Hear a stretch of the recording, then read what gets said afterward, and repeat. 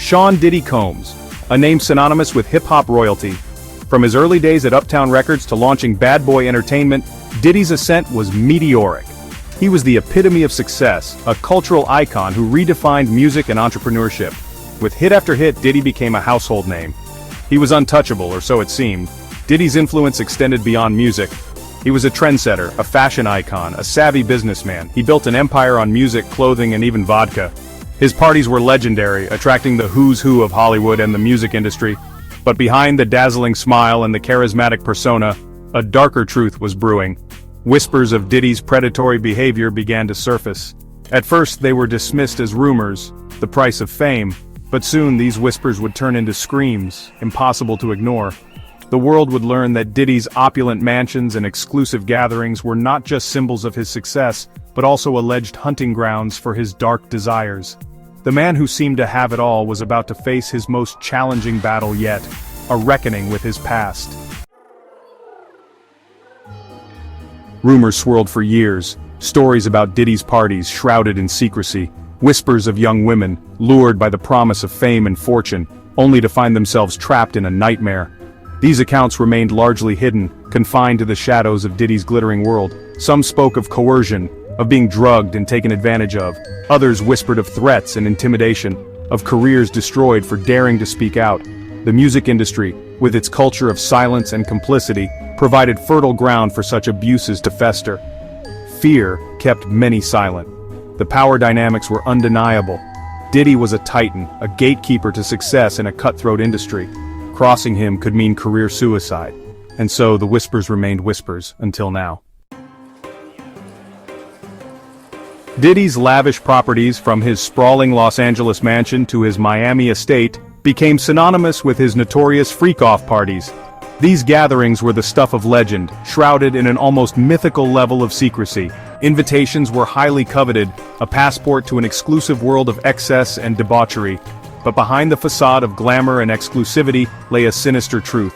These parties were allegedly more than just wild gatherings. They were meticulously orchestrated events designed to exploit and abuse vulnerable young women. Alcohol flowed freely. Drugs, some rumored to be date rape drugs, were allegedly ubiquitous. The atmosphere was one of intimidation and coercion, where consent was blurred and boundaries were routinely crossed. The stories that emerged from these parties were chilling. Tales of sexual assault, drugging, and psychological abuse painted a horrifying picture of Diddy's alleged double life. The year is 2024. The dam has finally broken. Decades of whispers and hushed rumors have given way to a tidal wave of accusations. Lawsuits piled up, each one detailing harrowing accounts of Diddy's alleged predatory behavior. Women, emboldened by the #MeToo movement and a growing distrust of powerful men, found their voices. One by one they came forward, their stories chillingly similar. They spoke of being lured to Diddy's parties under false pretenses, plied with alcohol and drugs, and then subjected to unwanted sexual advances and assault. The allegations are graphic and disturbing. They paint a picture of a man who used his power and influence to prey on vulnerable women, treating them as objects for his own gratification. Diddy has vehemently denied all allegations, claiming he is the victim of a witch hunt. But the sheer volume of accusations, coupled with the striking similarities in the women's stories, is hard to ignore. What we see here is a pattern that has emerged in several high-profile cases. It's almost as if the same playbook is being used time and time again. Absolutely. When we dig deeper, we notice that the strategies employed by the defense and the prosecution often mirror those in other cases involving celebrities. Yes, and this isn't just a coincidence. These patterns reflect a broader strategy within the legal system to handle such complex and publicized cases. It's fascinating, isn't it? The way these cases unfold can tell us so much about the intersection of law, media, and public perception. Indeed, and understanding these patterns is crucial for anyone trying to make sense of these high-stakes legal battles. So, as we move forward, we'll continue to see how this familiar pattern plays out in the case at hand. The public and media reaction has been nothing short of explosive. News outlets are covering every angle, and social media is buzzing with opinions.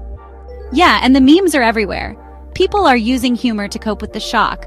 but it's clear that everyone is deeply affected by these revelations. The media frenzy has put a spotlight on the issue, but it has also led to a lot of misinformation and speculation. The emotional and psychological impact on the survivors cannot be overstated. It's been incredibly hard. The trauma doesn't just go away. Every day is a struggle, but speaking out has been a crucial step in my healing process.